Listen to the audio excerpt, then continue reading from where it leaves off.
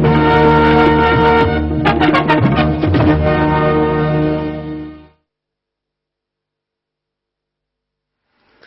afternoon, everybody. I, Rakhi Sharma from School of Engineering and Technology, Indira Gandhi National Open University, and the program coordinator of this Advanced Certificate in Power Distribution Management program. Welcome you all in this interactive teleconferencing program of ACPDM. So friends, today we have 3 sessions, and the topics of discussion will be from your course 3, Project Development and Implementation. This is your block 3, and the course 3 is Management of Power Distribution. Let me take this opportunity to introduce our today's experts. We have Mr. P.K. Singh, AGM, Power Finance Corporation, Professor A.K. Vadhera, Professor Army Institute of Management and Greater Noida. Now I would request Mr. P.K. Singh to take up today's session. Good afternoon, friends. I am P.K. Singh. I am Additional General Manager with Power Finance Corporation, New Delhi. And we are into financing of power projects, and which includes distribution projects, which is the topic of our course. And the topic given to me is to discuss about how do we prepare detailed project report and how do we carry out project appraisal. Now, this is a very relevant topic in present context. I'll begin with what is the core objective as stated in your course material. What we have is, we have to understand during this presentation why do we require to develop a detailed project report. Why it is so important nowadays to make a good DPR. Because not only it ensures that we get projects at an optimum cost, but of a good quality. The objective is also to appreciate that the projects are site specific, and it should not be ready-made project which we will try to enforce upon at a particular place. It should gel with the existing system. So the all DPR should be project specific. Then DPR should have also details of various optimization techniques, whether in terms of cost optimization, whether the project is giving adequate return. All these things have to be made sure at the document itself, at the initial stage itself. It should not happen that once we implement a project, we come to know that okay, there are certain lapses because of which we could not make the correct judgment in terms of cost estimate. We cannot make judgment on the time frame of the project. Such things do happen in real life situation, that a ill prepared project report, if the project report is not properly prepared, we come with a lot of surprises during the appraisal implementation stage. Then objective is also to understand that if we prepare bankable project report, how will it give us adequate and right performance. And in the end, we would like to talk about the project appraisal itself. How do we appraise a project, a distribution project? I have few case studies. Now the content of the presentation. First we will talk about what are the factors which are relevant for DPR preparation, how field study, data collection, analysis is relevant in preparation of DPR, various cost components of DPR, then how is the cost benefit analysis carried out, and after all this, how should we write a DPR? What are the components which we must have incorporate in a DPR? Then broadly, what is the project appraisal procedure? And I have few case studies to see the real life scenarios. Now, as you can see, distribution network operator role is basically to provide reactive support and load management. This is just to remind your function. And the DPRs which we are having earlier for distribution projects used to be very primarily for internal accounting purpose. Some brief DPR used to be prepared, but nowadays why it is now required to prepare detailed report? Earlier the finances used to come only from the government support. Now all after corporatization and all type of the utilities are operating on standalone basis, there is need to have a bankable DPR which should automatically attract adequate financing required to implement it. Various factors for project DPR preparation, if you see, one of the important is what is the project. Project identification is the core issue. What and how do we identify project? It should not that we should not just come to a conclusion that we want to do a project. For that we must have adequate field data collection. We should also verify that data and then spend time on adequate information on equipment specs, technical analysis, then the various cost details pertaining to the project. I'll elaborate all these in the slides which are coming now. And then once we do cost benefit analysis and we find the project is attractive enough, we prepare a detailed project report in the prescribed format. Now if we look, how do we get started? We must have brief description of the project area. What would encompass this? I will come to that. Then data compilation of existing system. What is the existing system? What is the data pertaining to that? Then some broad validation of those data. Whether the data we have compiled is correct or not, we should try to validate as much as possible so that we have a genuine project. Then analysis and identification of area which needs strengthening. Now if we see the project, brief description of project area, what we are mentioning is which is the utility, what is the distribution circle, how many district, town, village are covered, what is the location, what is the population, climate conditions, status of development, how growing that area is, the socio-economic features, whether it's an urban area or rural area. These things, when we talk about describing the project area, these parameters should be addressed to.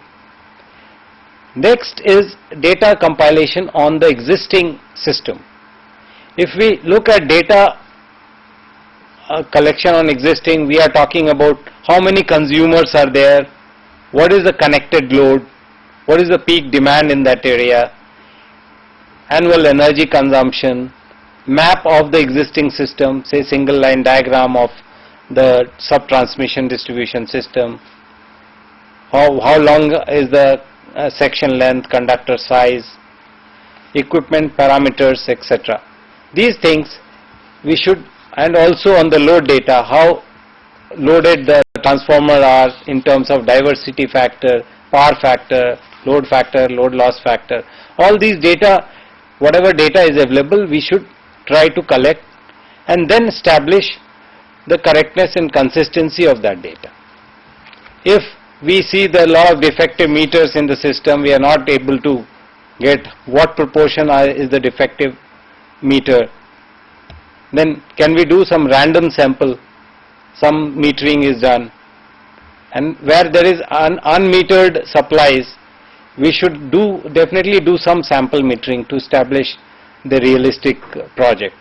Otherwise, what will we end up either over designing a project or under designing, which may not serve the purpose. Then once we do these two components, we see the project area, we see the existing system, what are the potential schemes which we can come out with for our DPR. It could be restoring the health of the existing system in terms of reconductoring, replacement, augmentation of substation equipment. It could be metering. It could be altogether new substation and associated lines, or systems like capacitor banks, HVDS lines, or some modern demand side management system, or maybe we have a regulatory requirement, a safety requirement which is necessitating a project formulation. So these could be the potential schemes for which we need to prepare a DPR. Once we identify the project, we must have adequate data on what is the project cost. Project cost, you will in real life, you will see that most of our projects, we end up having cost escalation, and we end up having resource mobilization problem because we didn't estimate the correct price in the beginning. So at the DPR preparation stage, we must address the project cost detail in a realistic manner. For this, we must look at these broad heads, which is the basic equipment cost, then what are the duties, taxes, freight, etc. which are applicable, then insurances, civil erection work pertaining to this equipment which we are planning to install, then engineering, project management, supervision. These costs, many a times we feel that the distribution company is doing themselves, so this need not be mentioned. But in a project formulation, we must have all the costs, whether it is internal to the distribution company or it is being done by a third party. We must have all these costs properly listed, and then only we will arrive on real project cost. Then quite often we miss out contingency factors. We must have some contingency in it, and also interest during construction. If it is a larger project which involves 3 to 5 year commissioning, or even if more than 2 years project, then we definitely are talking about there will be certain component on interest during construction. That should also be internalized in the project cost. Then only we will have the total cost of the project. So in a pictorial form, if you see, basically we are talking about the basic equipment cost, civil and erection, taxes and duty, freight, contingency and IDC. These are the component of a project cost. So once we do the costing, then we need to see what are the benefits because of the project. One arm is the cost part, another is the benefit. So benefit from a distribution project could be reduction of losses. We have improved upon our because of the project we end up having lesser losses, or if we are adding capacity, we may have additional sale of energy. The project could be leading to improvement in reliability and system availability. It could also improve in voltage regulation and reduction in breakdown. All these benefits, we should try to highlight them and also try to quantify them in our detailed project report. Once we have cost and as well as benefit, then we need to do a project investment analysis, which is basically we are talking about cost benefit analysis. There are various criteria. If you look at the book, in your course material also, it has been very nicely put all these parameters have been defined. Primarily we are talking about two methods. One is the payback period method, which is very simple and straightforward, and another one is the discounted cash flow techniques, which are there are many methods within the discounted cash flow. I have listed couple of them, but we'll discuss about it now. The payback period, basically we are talking about length of time required by cumulative cash flow to cover the fixed capital investment. What it means essentially, with a simple example, say if you spend 100 rupees and every year we are getting back 20 rupee, so we can say that in 5 years this project will pay back our investment. So this is very easy to understand. It is less complicated in nature compared to other things, and technical people can easily understand. It doesn't involve much of finances. However, what is more commonly used is a discounted cash flow technique. And in this technique, what we do is we bring past and future cost and benefits, cost as well as benefits, to their present worth. This takes into account time value of money. This is very important because we need to understand how will the entire project, because of the various inflationary scenario, everything, how the project looks like in the today's context. We often say a bird in hand is worth two in the bush. So we need to understand in the present scenario. What is done primarily is whatever past benefit or cost, whatever we have in the past, we compound it, inflate it to bring it to the present. And whatever future benefit and cost are there, we have to discount them and bring it to the present. So we are trying to calculate what is the present worth of the project. And net present worth is computed as present value of incremental cost minus present value of cost. Incremental benefit minus cost. So benefit minus cost is done, but at the present value. So if this is equal to 0 or greater than 0, then generally the project gets selected. If it is not, then that means the cost is more than the benefit, then it doesn't support investment. So, but the problem in this, when you compound it, inflate it or deflate the thing, you need a discounting rate. And discounting rate can vary. One can argue why should we discount at 10%, why not 12%? And this is an absolute criteria, it's not a relative measure. So we cannot compare 2-3 projects on the same frame. Whereas if we see internal rate of return, IRR method, this is basically what it does is IRR gives you a discount rate at which net present worth of the project is equal to 0. Or in a financial language, what we say, it is the maximum interest rate that a project can pay and still break even. So if every project,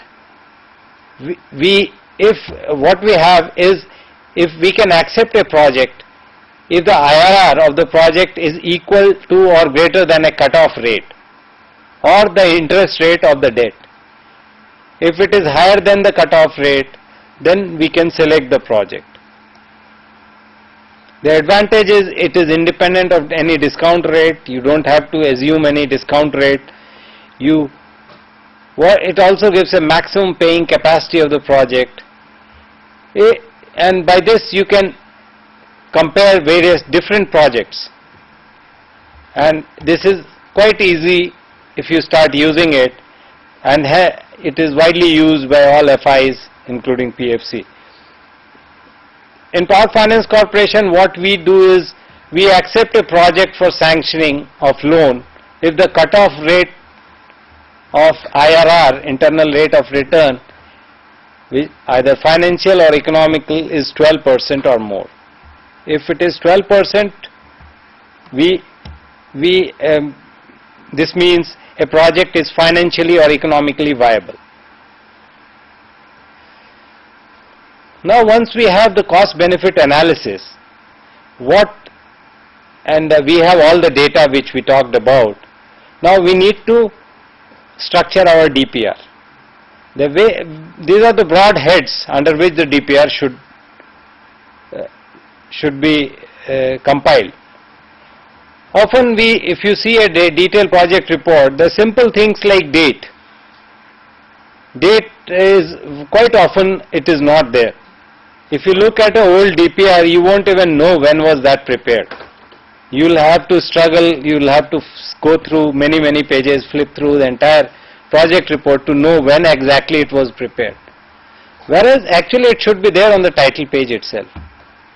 So simple things, abbreviations. If you don't put, you use many terms which become obsolete after some time, many people will be struggling with abbreviations. So it must have all these details. And in the DPR, it should begin with executive summary. It should give the crux of the detail. Often DPR comprises of 100, 150 pages.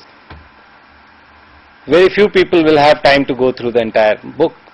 The executive summary gives you a brief recommendation and project details. So all these parameters have to be put in the DPR. And the main thing which a DPR must have is the cost and benefit analysis. Proper analysis must be there. However, if we can further, in a good DPR, you will see some specification of equipment and material of the project also, very clearly mentioned. If we have this, and we also have relevant drawings, a next sequential activity after DPR, if you want to implement a project, you have to go for tender documents.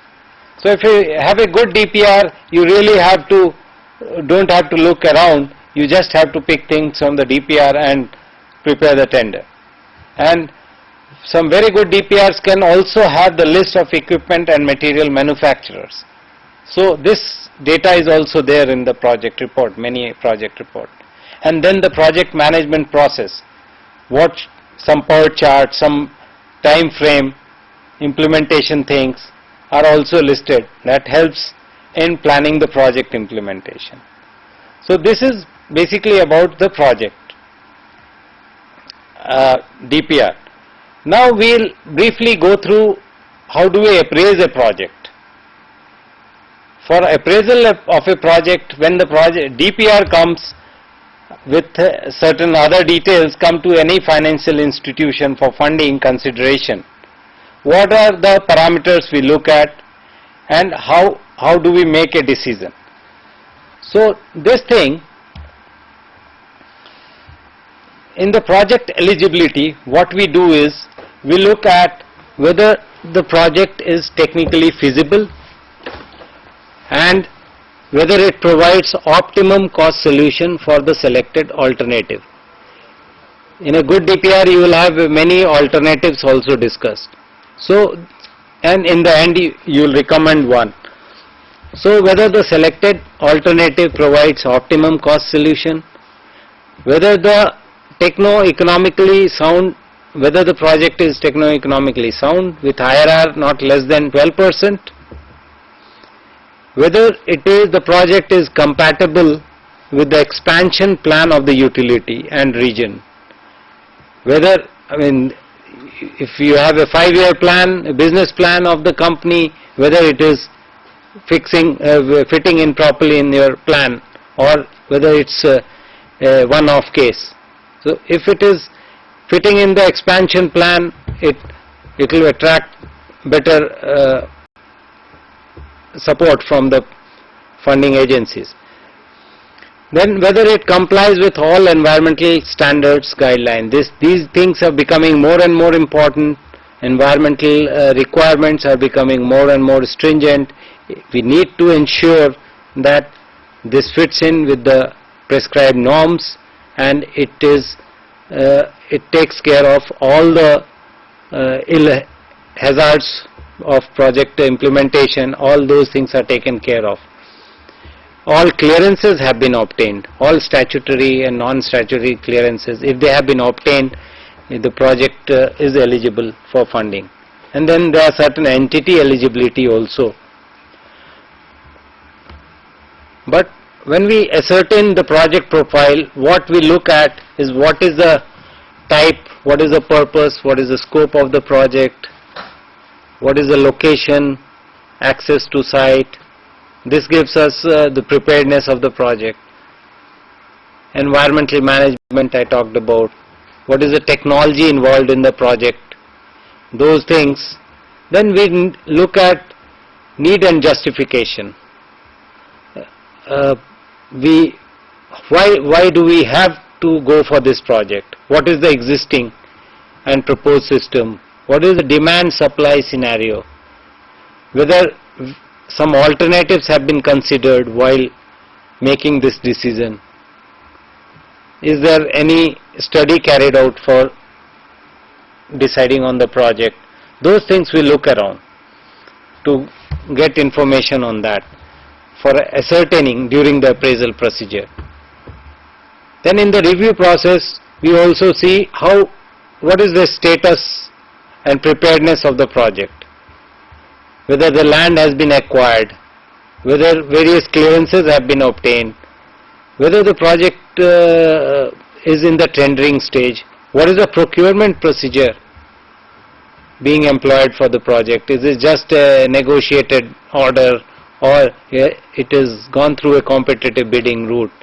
If it is a open and competitive tender, ICB tender, that will definitely give more comfort for a financing agency.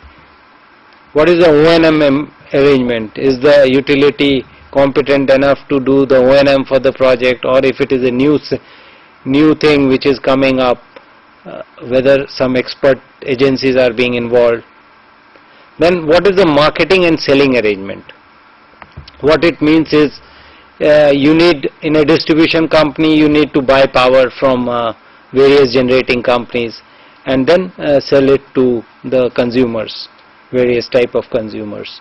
Now if you are buying power, whether you have a PPA with the purchaser for the project, if you are putting a substation which will the power comes from a particular project, whether the project is having a PPA with the distribution company, whether the PPA is approved by the regulator concerned, whether it is state regulatory agency or the central electricity regulatory company. Then also in selling arrangement, what we should have here is also the tariff, whether the tariff has been approved by regulatory commissions.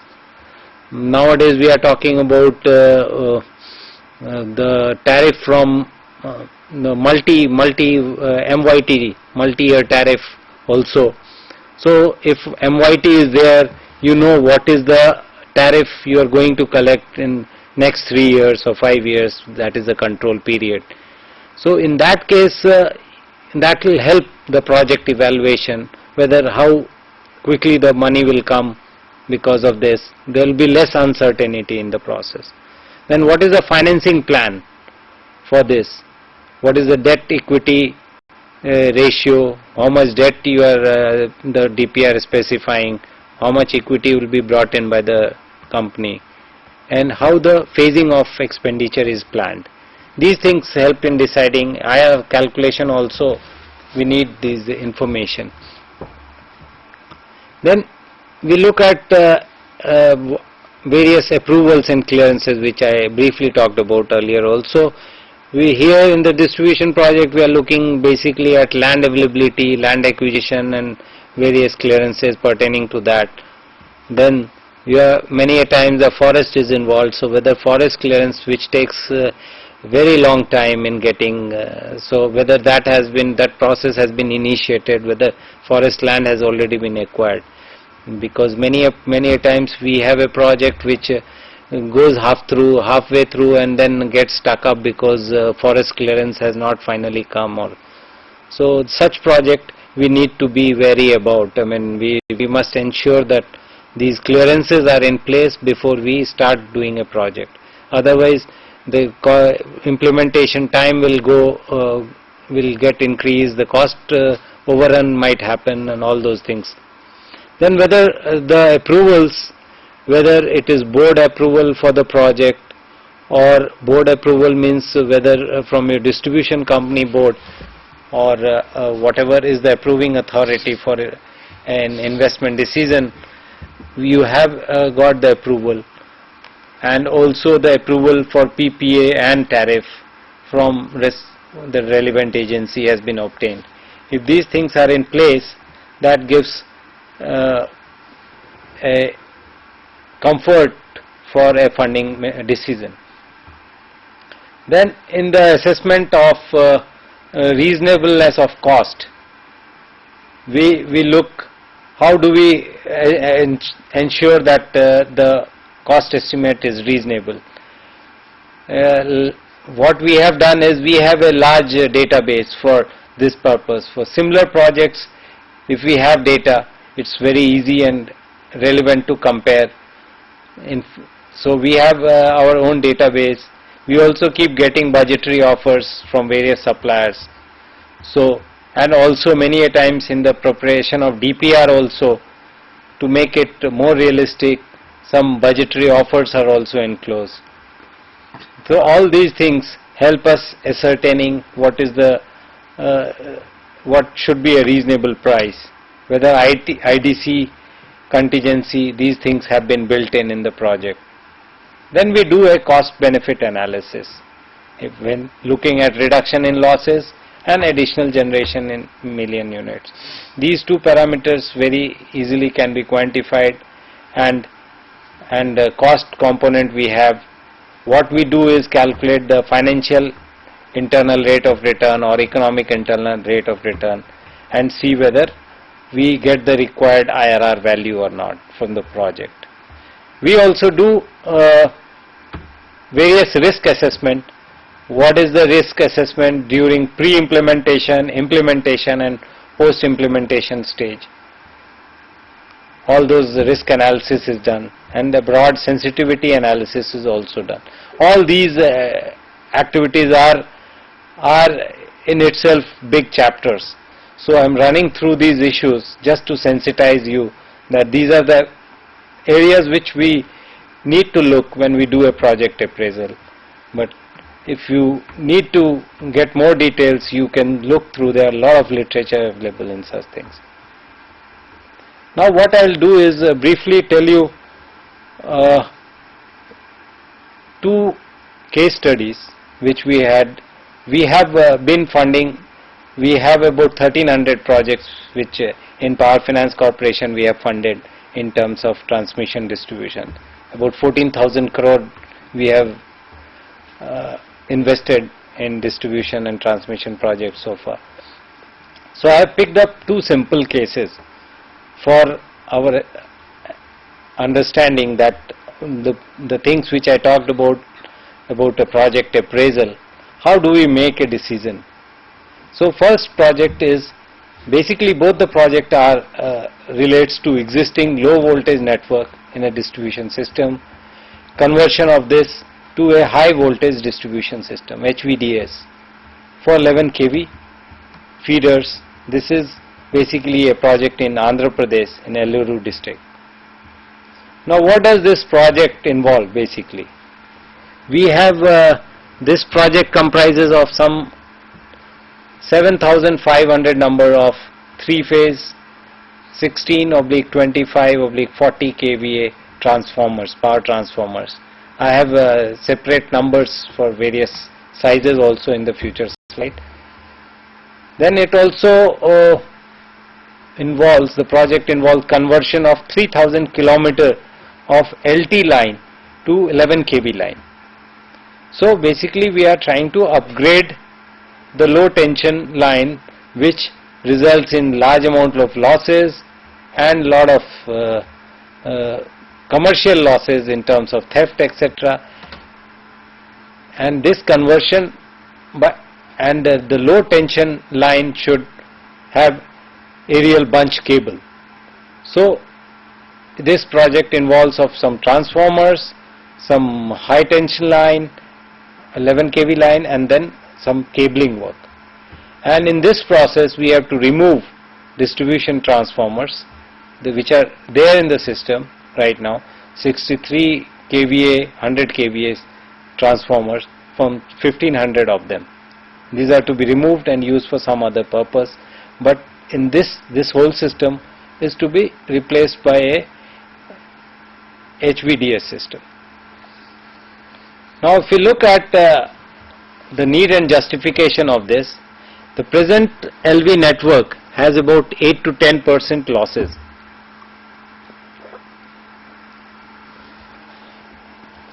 if you look at voltage drop, 50% of the low voltage feeders are having over 10% voltage drop. 25% low voltage feeder have about 5 to 10% voltage drop. And there are cases of large scale burning of pump sets because of the power is not stabilized. There's a lot of fluctuation, so which leads to burning of pump set at regular interval. Even the DTRs in the circle has been failing very frequently. In 3-4 there was a failure of 10.38% of DTRs, which is distribution transformers. Then the analysis has there's a theft involved. 20% of the total services connected, the energy is not accounted. This is a theft component. Now, cost estimate, if you look at, such details are quite important. We have 16 kVA meters, 25 and 40. 2500 number, 4000, 1000. The unit rates are mentioned, and what is the cost involved. Also the conversion of low tension line with 4-wire line of 11 kV. That cost is also calculated. Then aerial bunch cables involved, 350 km. What is interesting to see here is we are also talking about less credit. Now what is this? You might have seen in here we are talking about so many DTRs, the existing transformers are getting removed. Now in the project financing, these things can be used elsewhere. So we must have in the project a credit for that. So we are reducing this much amount because this can be used elsewhere. So in this project, this is also an income. So the total cost, net cost is about 70.57 crore. How the phasing was planned? In 5-6 expenditure was of 7 crore was planned. In 6-7 expenditure of 63.51 was planned. 80% of the fund was proposed to be funded by PFC, and the utility was to bring in 14.17. And implementation plan, as per plan, it was to be commissioned by March 07. Now, how do we estimate the benefit? Because this 70 crore of investment is to be made. In this particular case, what we did was, since this type of project was not, there was not enough data available for implementation of such project, there was a smaller scale project done earlier. Eluru phase 1. This we are talking about Eluru phase 2. So in the phase 1, about 20.46 crore of project for a smaller area it was implemented. This was funded by APDRP, which is Accelerated Power Development Reform Program of Government of India, where 50% money came as grant for this and 50% loan was provided by PFC. And in this we are talking about some 27,380 kVA worth of capacity, and this project resulted in reduction in losses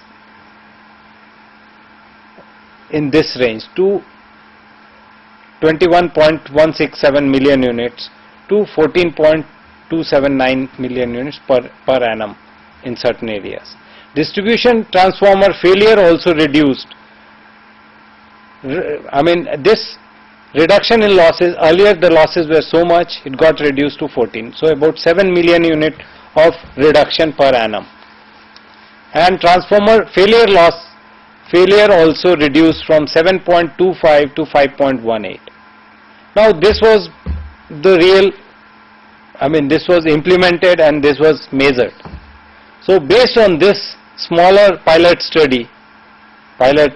project, we could estimate the benefit of this bigger project, and all the relevant details were also provided. The crux is this 70 crore worth of investment project is resulting in losses of 45.28 million unit per annum. Then there will be also reduction in failure of DTs, increase in efficiency of pump, prevention of illegal tapping, improvement in voltage regulation. All these things we try to quantify some of them in terms of how much is the breakdown, reduction, etc.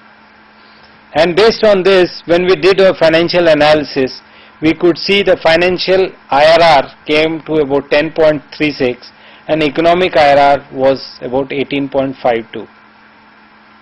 So with this, since the economic IRR was more than 12%, we could support this project and the security for the project was a default escrow account and charge on the assets created by the project. Now a similar project in another district, which was then again Northern Power Corporation, Northern Discom of Andhra Pradesh, a similar project was envisaged. Here, if we see, again this involved in HVDS system in four divisions and a total of 1,213 transformers in the process, and the cost involved in this case was about 86 crore,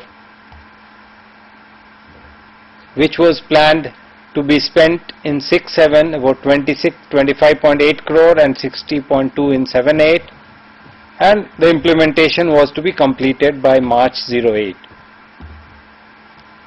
Now this project we estimated, in the DPR also it was mentioned, we did our own analysis also, and we could see the project is likely to give 21.62 million unit of reduction in losses per annum.